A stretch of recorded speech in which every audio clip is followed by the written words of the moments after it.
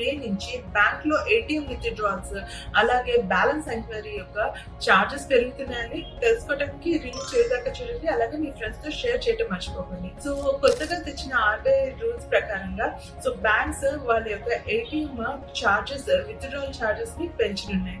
So ఇంతకు ముందు 21 rupees charge చేస్తే ఇప్పుడు 23 రూపీస్ కి చేంజ్ చేశాయి. అలాగే బ్యాలెన్స్ ఎంక్వైరీని ఇదివరకు 6 రూపీస్ ఉంటే ఇప్పుడు 7 రూపీస్ కి పెంచాయి.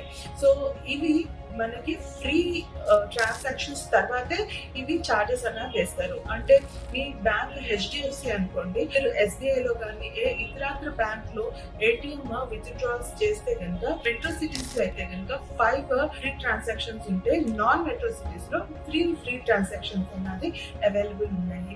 దీంతో పాటుగా సేవింగ్స్ బ్యాంక్ అకౌంట్ లో కూడా చాలా చేంజెస్ వచ్చాయి. సో చాలా బ్యాంక్స్ మినిమం బ్యాలెన్స్ అమౌంట్ ని పెంచడం జరిగింది. Already SBI, Canara bank and Punjab national banks వీటిని స్థితి పరంగా పెంచడం అన్నది జరిగింది. ఒకవేళ మీరు మినిమం బ్యాలెన్స్ మెయింటైన్ చేయకపోయినా ఫీ అన్నది చార్జ్ చేయడం జరుగుతుంది. సో ఇలాంటి ఇంట్రెస్టింగ్ అప్డేట్స్ కోసము మా యూట్యూబ్ ఛానల్ సబ్స్క్రైబ్ చేయడం మర్చిపోకండి.